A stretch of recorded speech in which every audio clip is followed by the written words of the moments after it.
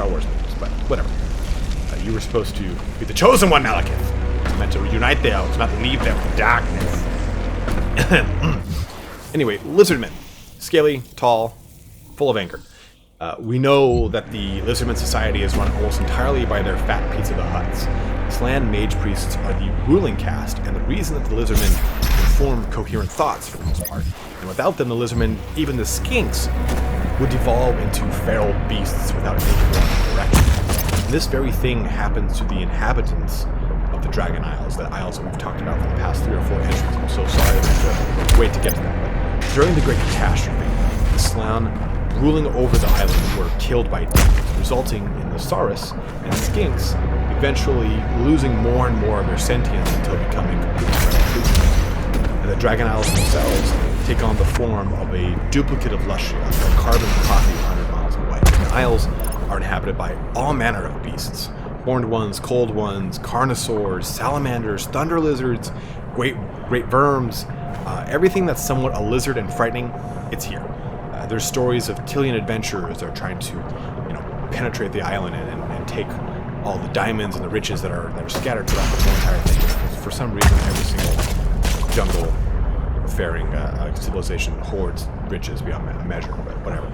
But even the dwarfs, they kill these mighty sea monsters right off the coast. So they're very familiar with but needless to say, you'll definitely be seeing the lizardmen all up, in, on, and around Dragon Isles. Far to the south on our grand map here. Now, this is going to be probably our largest entry with the Skaven, but many of the biggest rumors surrounding the Darklands really start with our skittish, firmness, disgusting little friends in the Skaven. With the addition of Tretch Craventail and Clan Rictus, we finally saw the first murmurings of Crookback Mountain in the Darklands, even a possible expansion of our current including. Much of the Darklands are inhabited by our little furry friends, and they, aside from being disgusting, are going to present a larger challenge for the players in Total War Warhammer 3 than they have in previous games, if you ask me. You won't have as much insulation from other factions getting in the way or stumbling across them first. The Skaven and the Chaos Dwarfs in particular have just as rocky of a history as the actual dwarfs too. So they'll be all up in those Dawizar beards with their luscious locks and luxurious veins. Let's move on. It's important to note here that of all the races we've talked about, the races kind of frame the map, right? We talk about the dwarfs in the northwest and southwest. We talk about vampire counts, maybe a little bit in the center, but mostly to the northwest/western portion. We talk about in the northeast. We talked about the beastmen in the south. We talked about the lizardmen in the south, the dark elves in the south, the high elves in the south, the wood elves in the south. But the Skaven are going to be the ones that are everything, aside from the Chaos Dwarfs and the Ogres. But the Skaven dot the eastern edge of the World's Edge Mountains too.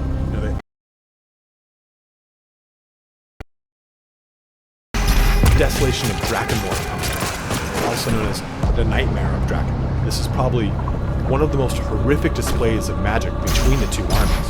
The Skaven, who are known for loose hold on magic at best, the Chaos Dwarfs, corrupted by the fell powers of chaos, make for quite a spectacle. Etch the sky as plumes of fiery chaos energy cracked back and forth between the armies. And there was so much reckless use of spellcraft. Reality opened up over the battle for malice. Deathwing demons kind of ripped through into the real world and attacked. This horrible act was just a settlement or something of the sort as a nod to this? I'm not sure. Settlement for the Skaven to inhabit. The CA does love to give us some really cool or happens with settlements and characters and all sorts of goodies, so I think it's pretty cool to discuss. Now, as far as Mountains of Morn are concerned, the majority of the Skaven there were killed and saved, or really just outright eaten by the Ogres. Skaven are kids, but there are still some layers that remain in the mountains with enough Skaven in them to field large armies to ambush and attack the Ogre tribes as they move through the passes.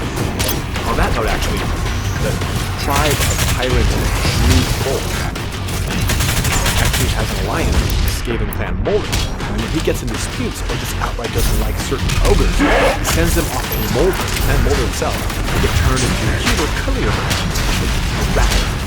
So Clan Crizzle, one of the Thrall clans of Clan Mulder, might play a role in this alliance, as they are a lesser clan that holds a region to its master, Mulder. And we talked about Clan Mulder being so maybe they're an option for Clan gameplay replacement, but I put them on Clan Crizzle, as they hate Clan Rictus for creating trade tariffs on passing through the pass through the World Red Mountain. With that direct dichotomy,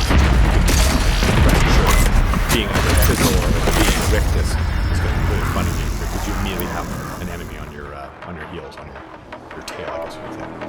But there are a number of other clans that will place on the map here as well, and as we have plenty in the Total War Warhammer 2 to take up residence in the ruins, the same should hold true for this here. We've got Clan Crooktail to take up residence in the northern places as well. All manner of mutations that interact this clan as their tunnels are like just riddled with dwarfs.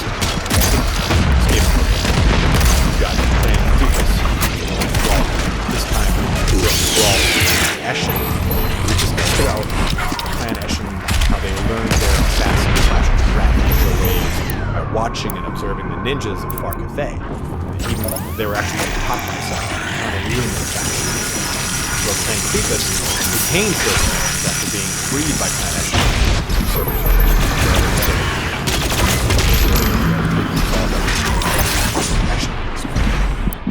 Clan Grutnik is a powerful